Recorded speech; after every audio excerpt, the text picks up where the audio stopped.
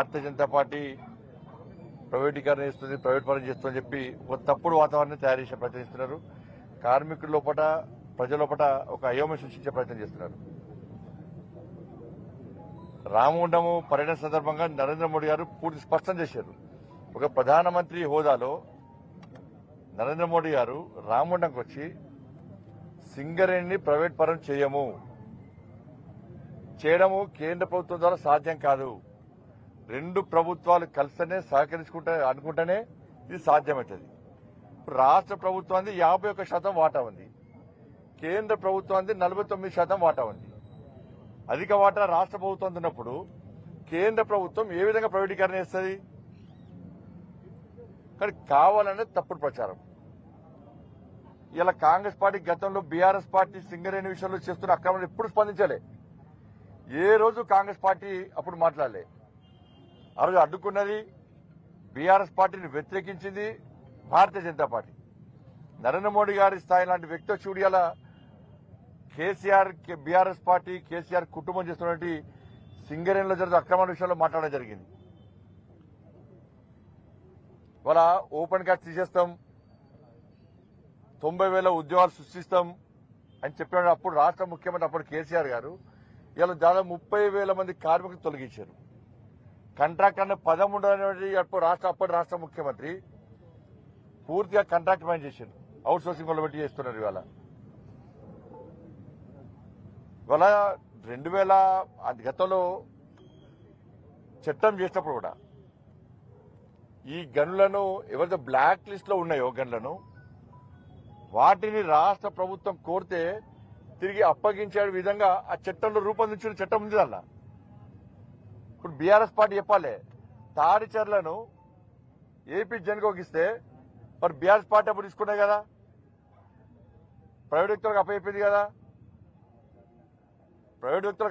కదా. పూర్తిగా సింగరేణి ప్రైవేట్ వ్యక్తులకు అప్పయిపోయిందే కేసీఆర్. ఆయన కుటుంబ లాభం పొందాలి, కాంట్రాక్టర్ లాభం పొందాలి, కమిషన్ దుప్పాలి. వాళ్ళ గతంలో ఈ 6 జిల్లాలు సింగరేణి కుటుంబాలతో, కార్మికుల కుటుంబాలతో కలకలలాంటి వాళ్ళ ఇలా కేసీఆర్ అనే మూర్ఖుని వల్ల, ఆయన మూర్ఖత్వ ఆలోచన వల్ల స్వలాభం కోసం ఇలా సింగరేణి ఏటీఎం గా మార్చుకొని ఎప్పుడు పైసలు అవసరం ఉంటే ఎప్పుడు ఎన్నికల ఖర్చు కానీ, పార్టీల ఖర్చులు కానీ దేని కొడితే దానికి ఇవాళ సింగరేణిని ఉపయోగించుకోవడం, ఏటీఎం ఉపయోగించుకోవడం. కాబట్టి ఈ 6 జిల్లాలు ఇలా కళా విహీనంగా మారినాయి. వాళ్ళ కుటుంబాలు అరిగోచబడుతున్నాయి. కానీ ఇటువంటి పరిస్థితుల్లో ఇలా కాంగ్రెస్ పార్టీకి ఏమైనా చిత్తశుద్ధి ఉంటే, మీకు నిజాయితీ ఉంటే, సింగరేణి మీద ప్రేమ శ్రద్ధ ఉంటే, సింగరేణి కార్మికుల మీద మంచి ఆలోచన మీకుంటే గతంలో కేసీఆర్ ప్రభుత్వం చేసినటువంటి అవినీతి మీద మీరు సిబిఐ విచారణ కోరండి. నేను ఒక డిబేట్లో చూసినాం నిన్న, ఎస్ కుమార్ గారు డిబేట్లో పాల్గొన్నప్పుడు నాయకుడిని చూడలేగా నేను, మేము సిబిఐ విచారణ కోరుతామన్నారు.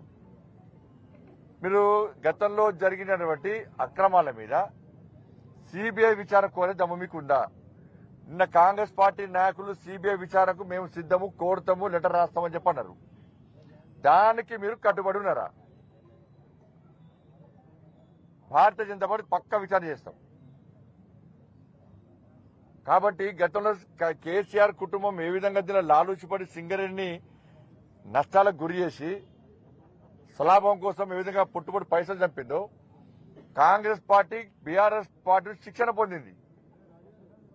ఇలా ఏ స్కామర్ చూడండి, అంతకుముందు బీఆర్ఎస్ పార్టీ సిట్ వేసింది అనేక అంశాల మీద. నయం కేసు కానీ, మియాపూర్ భూముల కేసు కానీ, డ్రగ్స్ కేసు కానీ, పేపర్ లీకేజ్ కేసు కానీ, ఇట్లా అనేక కేసులను సిట్ వేసారు. అవి అడ్డే పోయినాయి. ఇవాళ బీఆర్ఎస్ పార్టీ అదే, కాంగ్రెస్ పార్టీ అదే. ఫోన్ ట్యాపింగ్ అన్నారు, అడ్రస్ కూడా పోయింది. కాళేశ్వరం అటే వీకింది. ఇప్పుడు సింగరేణి మళ్ళీ దానిలో కేసీఆర్ ఏ విధంగా లాభం పొందిండో ఆ విధంగా లాభం పొందాలని చెప్పి కాంగ్రెస్ పార్టీ ప్రయత్నిస్తుంది తప్ప ఇలా వేరే ఆలోచన లేదు. కానీ భారతీయ జనతా పార్టీని బదనాం చేసే ప్రయత్నం చేస్తే కార్మికులు నమ్మే స్థితిలో లేరు. మేము స్పష్టం చేస్తున్నాం, సింగరేణిని ప్రైవేటీకరణ చేయడం కేంద్ర ప్రభుత్వంతో సాధ్యం కాదు. దాన్ని ఆలోచించాలని కోరుతామండి. Please subscribe Telugu politics.